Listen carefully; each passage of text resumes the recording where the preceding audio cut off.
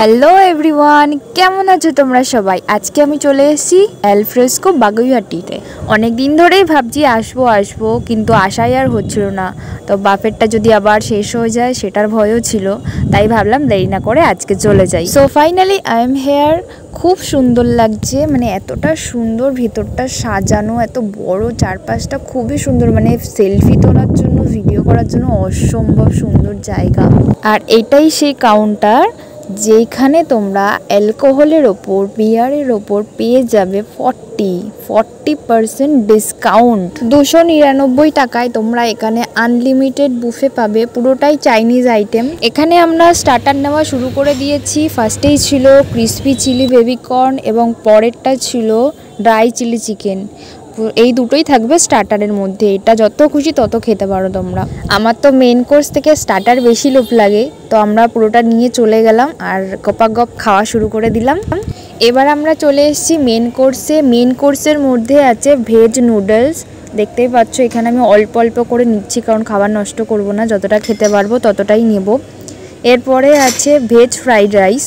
আমি এটাও অল্প করেই নিচ্ছি, কারণ জানি না, আগে খেয়ে দেখবো কতটা টেস্ট ভালো, সেই বুঝে আমি নেব।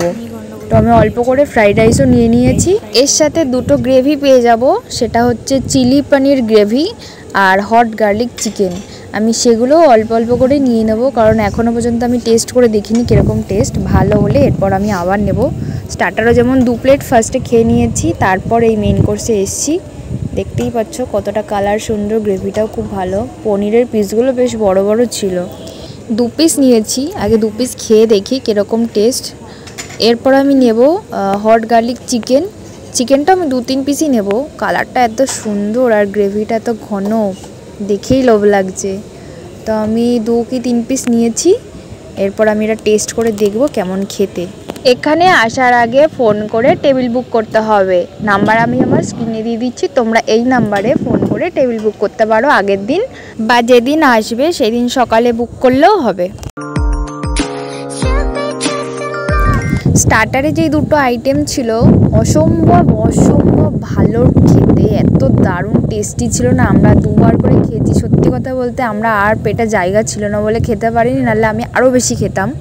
কিন্তু মেন কোর্সে একদম কিছু বলার নেই, এত বাজে খেতে। মেন কোর্সে কোনোটাই আমার ভালো লাগেনি, শুধু পনিরটা শুধু খেয়েছি বলে ভালো লেগেছে, বাদবাকি কোনোটাই ভালো লাগেনি। আমি বলবো তোমরা স্টার্টারেই বেশি ফোকাস করো, ওটাই বেশি করে খাও।